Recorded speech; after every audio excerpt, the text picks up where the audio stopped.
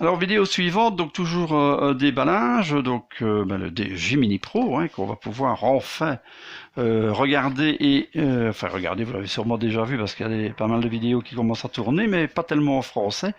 Donc le Gemini Pro, c'est le Gemini de chez Ulefone avec une capacité en RAM et en ROM plus intéressante, des appareils photo plus perfectionnés, etc. Tout est un peu amélioré dans cet appareil, un processeur plus puissant bien entendu. Alors une grande boîte très très belle comme ça, j'aime bien les coffrets un peu comme ça. Derrière, pas grand chose, Gemini Pro, le modèle Red, un code barre, ROHS, pardon, c'est encore une norme. Le modèle, donc c'est bien le Gemini Pro, les IMEI en 35 pour la carte A et pour la carte B. Alors tout autour, Ulefone, le site Ulefone et encore Ulefone.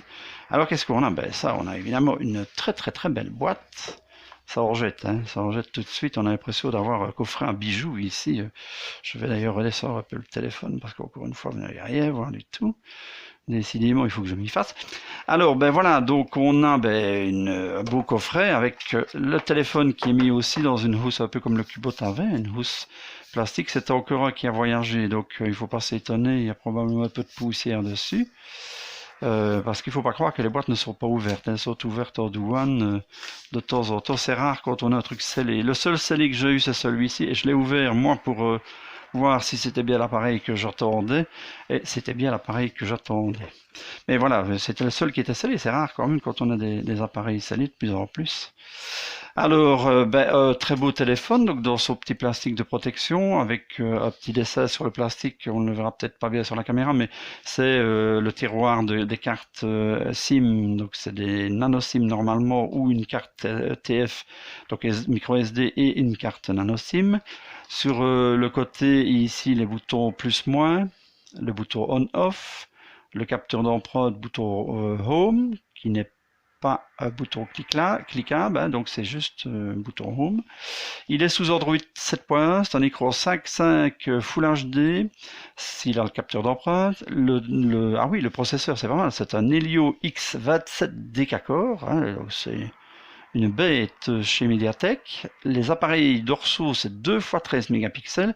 Ça, c'est bien aussi parce que souvent, dans ces trucs-là, vous avez 13 mégapixels qui est déjà un peu limite avec beaucoup plus petit appareil pour essayer de faire des flous. Donc, c'est vraiment juste pour faire semblant, je vais dire. Ce n'est pas vraiment pour faire de la belle photo. Lui, normalement, il devrait avoir un bon résultat en photo. Alors, 4 Go de RAM, 64 Go de ROM. Donc là, vous êtes paré. Il y a encore moyen de mettre une carte SD. 3680 de batterie et il est metal body, donc tout métal. Donc tout ça c'est du métal avec juste une boîte plastique ici pour les antennes au-dessus et en dessous. Il est fabuleux. C'est vraiment un superbe appareil. Je pense qu'il fait un peu orangé sur la vidéo, mais détrompez-vous, il n'est pas du tout orangé. Il est un peu rouge. Je ne sais pas si vous avez vu le déballage enfin le test du CE Max de chez Elephone, j'y arriverai. C'est un peu une couleur comme ça, rouge vin, rouge métallisé vin. Il est superbe, superbe, superbe. En dessous, l'USB-C, ça c'est top. Donc réversible, hein. Grille haut-parleur, je suppose qu'il n'a qu'un haut-parleur, mais ça on le verra à l'usage. Deux petites vis pour le démontage au cas où. Un écran 2,5D, mais qui est quand même qui ressort un peu du bord du téléphone. Mais ça me gêne pas moi parce que ça vous donne une espèce de toute petite arête qui permet que le téléphone ne vous glisse pas trop vite hors des mains. Donc ça c'est quand même très important.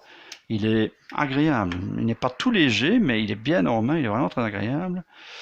Voilà, sur l'arrière, on continue le tour. Donc sur l'arrière, deux appareils de 13 mégapixels, double flash, double ton, le micro d'ambiance, au-dessus le jack 3.5 qui est toujours chez Ulefone, le tiroir d'application sur le côté gauche, c'est tout. On a vu le bas, on a vu le devant. Devant, le bouton, là, on a flash à première vue, un flash pour les selfies, l'appareil photo, les capteurs proximité, luminosité, le haut-parleur, tout ça est là au-dessus. Et on va voir ce qu'il y a dans la boîte et on allumera le téléphone après. Je peux déjà l'allumer, le lancer. Perlutitu, voilà, je le lance. Je vais d'ailleurs enlever ce petit film-là, qui d'ailleurs a failli enlever le film de protection. Voilà, il ne faut pas nous en vouloir quand on vend ces téléphones. Le fait d'enlever le film et simplement de le déposer, même si l'endroit où on le dépose est parfaitement propre, on arrive toujours à avoir des granulés. Donc quand on vend l'appareil, ce n'est pas facile de remettre un film test, enfin un film de transport comme ça. Je vais le mettre sur l'autre appareil, comme ça il restera bien propre. De pouvoir le remettre en état tout à fait propre. Bon, pendant qu'il s'allume, mais il s'allume vite d'ailleurs, il est déjà allumé. On va regarder ce qu'il y a dans la boîte. Donc un petit couvercle ici, juste pour tenir le téléphone, avec le fun évidemment. Alors, super gros chargeur, hein. Wow, ça va être de la charge rapide, on le sent bien. Alors, je vous ferai aussi une photo, hein. Donc, c'est 5 volts, 7 volts, 9 volts en 2 ampères, 12 volts en 1 ampère, et demi. Donc, c'est un char d'assaut pour charger les smartphones. Alors, à ce propos, logiquement, sur un appareil qui ne peut pas recevoir la charge rapide, c'est quand même pas conseillé de mettre des gros chargeurs comme ça, parce que certains de ces chargeurs ont une espèce de limiteur d'électricité, je vais dire, et de puissance en fonction de l'appareil chargé, mais il y en a d'autres qui ne l'ont pas. Donc vous risquez de faire chauffer un appareil qui n'est pas fait pour. Donc essayez quand même toujours de garder si vous ne savez pas, en tout cas, de garder le chargeur d'origine de votre téléphone, de ne pas aller y mettre un chargeur puissant comme ça sur un téléphone de bas de gamme qui n'accepte pas la charge rapide. C'est pas toujours très bon. Ça peut ne rien faire, mais c'est pas toujours très bon. Alors un câble, ben voilà, hein, le câble USB-C, hein, ça c'est pas mal non plus. Beau gros câble, tout rouge comme ça, sympa, hein. Câble de chez Ulefone, ça me fait un peu penser aux ZTE là. C'était pas mal ça. Un petit adaptateur micro USB, USB-C pour si vous avez d'autres appareils à brancher, ça vous évite d'en acheter un. Comme ça, vous avez un adaptateur qui est déjà prévu dans la boîte. Une petite, voilà. Oh, une grosse même, une grosse caisse. En dessous, je crois qu'il n'y a plus rien. Hein. Non, c'est juste la mousse. Une grosse boîte avec l'épingle pour sortir le tiroir SIM. Et dedans, plein de choses. Plein de choses. Bon, ça. Ah oui, ils mettaient des gadgets avec, suivant un peu l'appareil, ben, il y avait ça. Je crois qu'il y avait encore une autre possibilité. Je me demande s'il n'y en avait pas qui avait une petite clé USB ou un truc comme ça. Ou c'est sur le Doggy Mix. Peut-être que je les confonds un peu pour ça. Enfin, ici, c'est normalement un truc que vous plaquez derrière l'appareil. Ça vous permet de mettre un doigt à l'intérieur de ça pour pouvoir tenir vraiment bien votre appareil si vous filmez dans des mauvaises conditions par exemple, pour éviter qu'il vous hibe des mains. C'est un peu dommage au-dessus d'une falaise de le laisser tomber, c'est quand même beaucoup plus compliqué à le faire l'année après. Donc il y a un petit gadget comme ça, honnêtement moi je suis pas trop pour, parce qu'alors ça reste, c'est collé, ça reste, ou alors vous le collez sur la coque. Mais alors sur la coque, je suis pas sûr que ça collera, parce que vous allez voir, la coque elle est un peu grainée. Un petit mode d'emploi, encore en plusieurs langues, beaucoup d'anglais, l'espagnol, l'anglais, oui voilà, français. Ah, il y a le français, c'est pas mal, hein. Ah, ouais. Voilà, donc avec ce que je viens de vous montrer, hein, la charge rapide, le chargeur, enfin bref. Un film à une vitre, c'est pas un film, c'est carrément une vitre, ça c'est tout bon ça, hein. Toujours bien à voir, parce que le film d'origine qu'ils mettent dessus, évidemment c'est un petit film, mais ça c'est une vitre, hein. C'est une vitre trempée normalement. C'est la chose à avoir quand on a un beau téléphone, ça évite d'abîmer l'écran. L'écran est fait pour, et normalement c'est du Gorilla Glass 4, je pense, sur ce modèle-ci. Mais enfin bon, c'est quand même toujours très désagréable. À un moment donné, on arrive toujours bien à les griffer s'ils tombent ou quoi. Donc autant avoir un petit film de protection. Et alors une coque. Alors bon, ben ça on aime ou on n'aime pas. C'est grainelé un peu imitation... je vais pas dire lézard, parce que c'est même pas des écailles, c'est drôle le truc. Par contre, ça doit être assez agréable en main, parce que, ah ouais, la coque se met bien.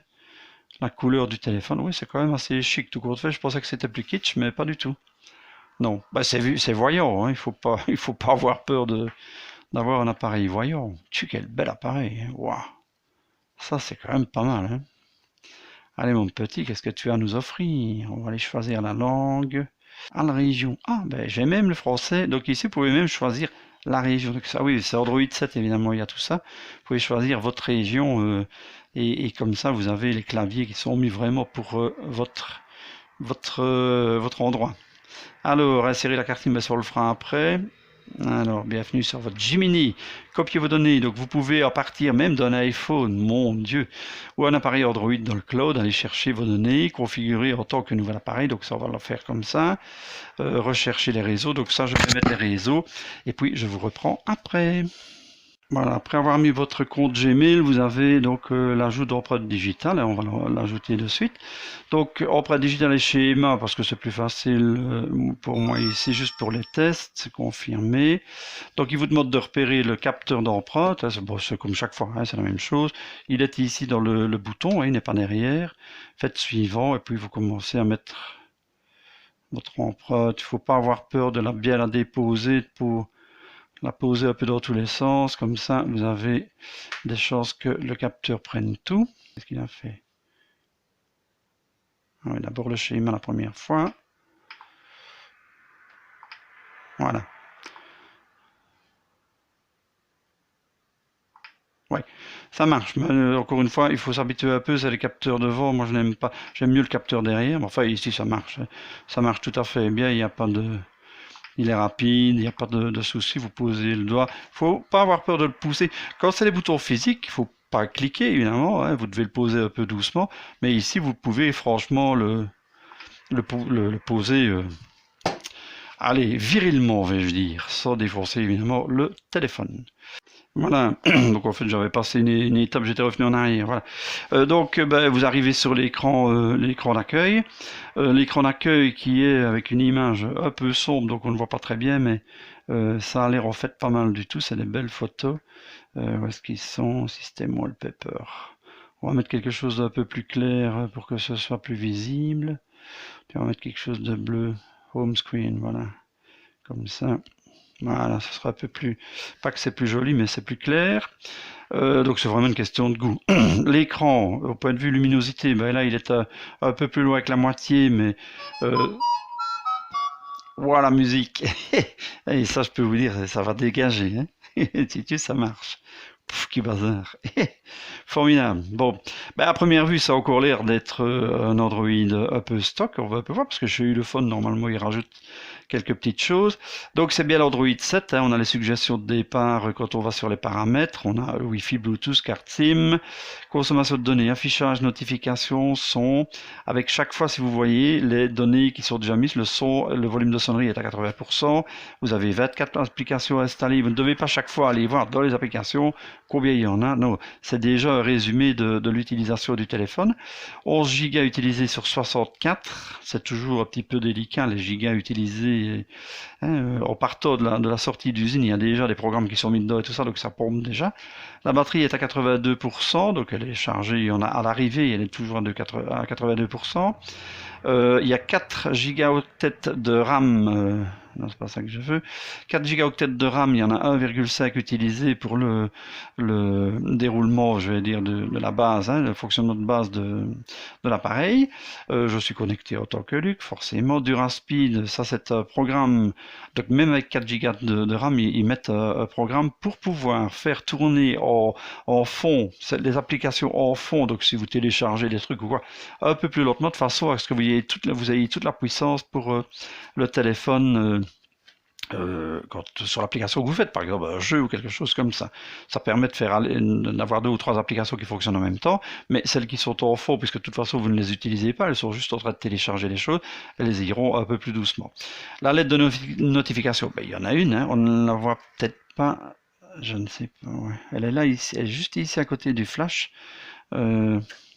Vous avez pour la lettre de notification, pour la charge, pour la batterie basse, les événements, hein, vous avez plusieurs trucs, les appels téléphoniques, j'y arriverai, les notifications, voilà, enfin vous avez la lettre de notification, localisation, la sécurité, les comptes Google, la langue est saisie, donc ici on peut choisir, dans ce cas-ci, le français pour moi, évidemment, Belgique, sauvegarde réinitialisation, date et heure, accessibilité. Accessibilité, c'est tout ce qui est pour la taille des caractères, les gestes d'agrandissement, des choses comme ça. Tout ça, évidemment, encore une fois, on verra plus tard. Brancher une imprimante, des choses comme ça, tout ça peut se faire. À propos du téléphone, mise à jour, on va regarder de suite s'il y a une mise à jour, on va la faire directement comme ça. Votre appareil est à jour et la dernière mise à jour date du 3 juin 2017. Donc 3 juin, oui, bah à mon avis ils en auront une dans pas trop longtemps. Hein. 3 juin, ça fait plus d'un mois quand même. Alors c'est bien la version d'Android 7.1.1, donc c'est top, hein, c'est vraiment très très récent. Niveau du correctif de sécurité le 5 mai 2017 et pour le reste 3 juin 2017 pour le build. Ben voilà, donc tout ça c'était en gros pour faire un petit tour de l'appareil. On va juste peut-être faire une petite photo pour essayer de voir. On va reprendre le petit bonhomme pour voir si c'est un peu mieux coloré. Oui, les couleurs sont déjà plus naturelles sur le Gemini ici que sur le Cubot. Voilà, petite photo prise directement. Ça va être amusant comme appareil parce que ah ouais, c'est top, hein. C'est top, on voit bien toutes les petites lignes.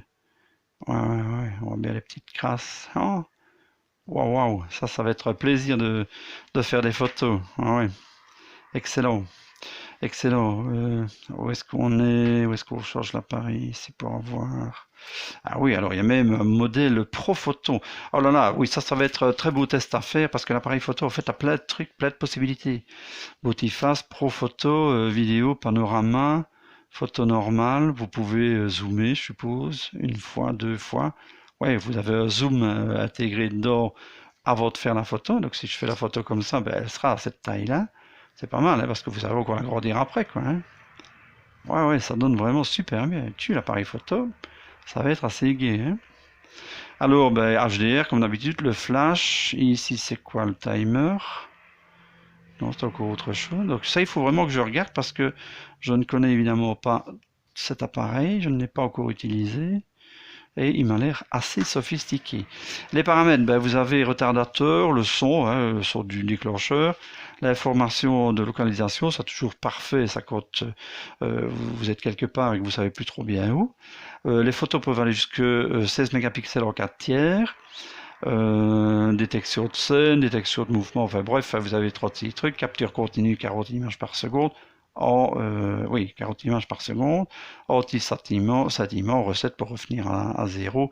Enfin, il y a des tas de possibilités. Ben, ça va être très amusant ça. Bel appareil. Maintenant, ah oui, voilà, c'est ici que je cherchais pour le selfie. Oh, mon Dieu, je n'ai pas changé. Alors, petite photo, qu'est-ce que ça donne? Eh ben, je ne suis pas plus beau, mais on voit bien les 3 poils que j'ai sur le caillou.